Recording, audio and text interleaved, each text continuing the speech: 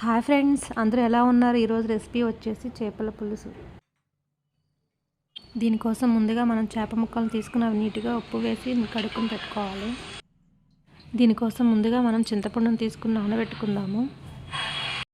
అలాగే పులుసులోకి కావాల్సిన అల్లం వెల్లుల్లి పేస్ట్, గసగసాలు మిక్సీ పట్టుకుందాము. దానిలోకి ఉల్లిపాయలు, సన్నగా కట్ చేసిన పచ్చిమిరపకాయలు కట్ చేసి పక్కన పెట్టుకుందాం. పొయ్యి మీద బాండీ పెట్టుకుని అది హీట్ అయిన తర్వాత కొంచెం ఆయిల్ వేద్దాం.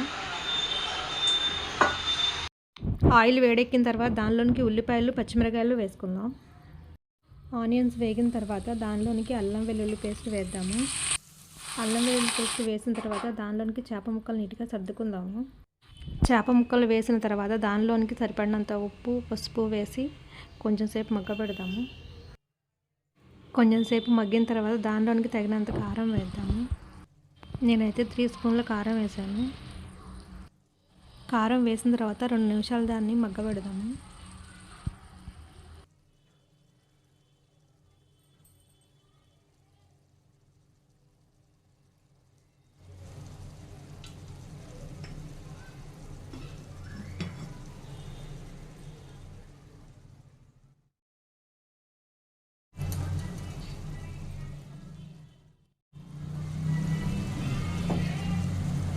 చేప ముక్కలను గరిటె పెట్టి తిప్పకండి.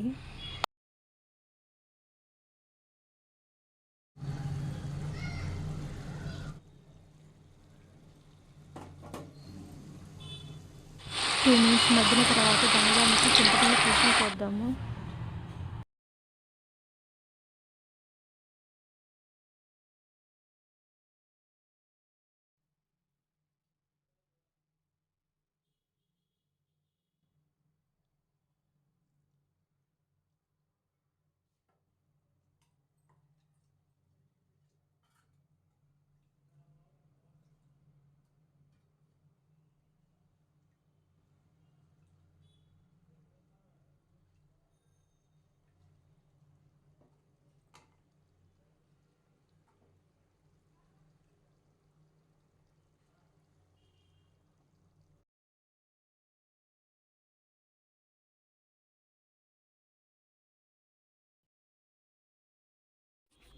చింతపండు పులుసు పోసిన తర్వాత నేను చూపిస్తున్న విధంగా గరిటెతో చిన్నగా కదపండి, లేకపోతే చేప ముక్కలన్నీ విడిపోతాయి.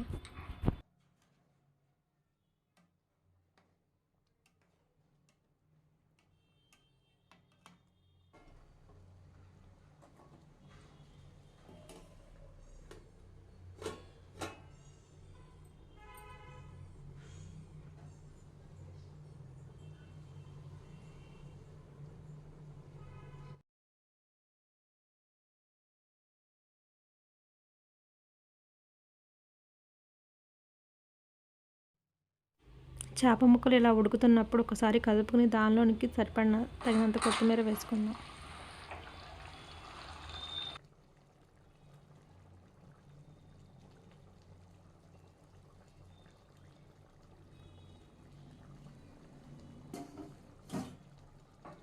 కొత్తిమీర వేసుకొని మూత పెట్టుకుందాం. అది 2 నిమిషాలు మగ్గిన తర్వాత దానిలోనికి 1 table spoon garam masala add చేసుకుందాం.